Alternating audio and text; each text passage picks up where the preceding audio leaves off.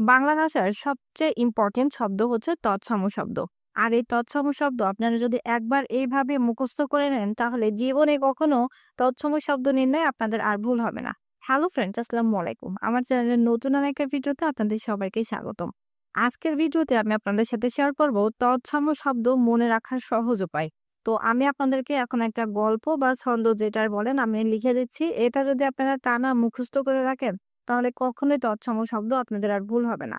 তো দেখুন আমি এখানে লিখছি যে অঞ্চল ঘুরে অন্ন আনলো মা, অলাবু কচু ও নারকেল দিয়ে খেয়ে নে বাবা, আঘাত এড়ায় আদরে মোরা, আকাশের নিচে আলোকন ধোয়া, আকাশে চন্দ্র গগনে তারা, আলোকে ভাসে জ্যোৎস্নার ধারা, উদর পূর্ণ নয় খাদ্যে কিন্তু আদরে ভরে গেছে হৃদয়, ছ্যামরা এক চালক গাড়ি চালায়, পাশেই তার ছেলে বসে ফল খায়, হঠাৎ চর পড়ল কর্ণে, কবি হাসিয়া উঠিল, পাঠক বলিল মনে মনে, পৃথিবী বড়ই নবীন রে, তালা লাগাই কুটুম্বে সদাই, কবি কুৎসিত গান গায়, ধর্মে ঢাকা ভুবন বায়ু কাদায়, ধর্ম শাখায় শ্রাদ্ধ ও দান, এ যেন সাগরের মতোই রহস্যবান, ধূলিমাখা নদীর বুকে, ডিম্ব ভাসে মৎস্যের মুখে, সূর্য হাসে সন্ধ্যা নামে, পরাজয়ের এক শিক্ষাদানে।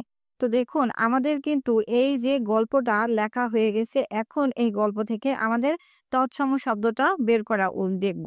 এখন দেখুন এখানে রয়েছে অঞ্চল ঘুরে অন্ন আনলো মা। এখানে যে অঞ্চল ঘুরে অন্ন আনলো মা, এই যে অঞ্চল, এই অঞ্চলটা হচ্ছে তৎসম শব্দ, অন্ন তৎসম শব্দ, আর মাতা এই যে অলাবু কচু নারকেলে, সরি এখানে মা হবে না মাতা হবে, আমার লেখা একটু ভুল হয়েছে, এই যে এখানে মাতা হবে। তো দেখুন অলাবু, পাশে রয়েছে অলাবু কচু, তারপর নারকেল, এইগুলো সবগুলোই তৎসম শব্দ। পরের লাইনে আঘাত আদর, আকাশ আলোকন ধোয়া, চন্দ্র গগন তারা, জ্যোৎস্না, উদর পূর্ণ খাদ্য, আদর হৃদয়, ছ্যামরা চালক।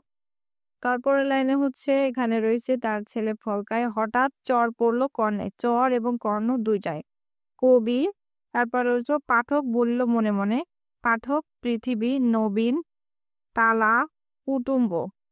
তারপর হচ্ছে কবি কুৎসিত, ধর্মে ভবন বায়ু, পরের লাইনে শ্রাদ্ধ দান, সাগর রহস্য, ধূলি নদী।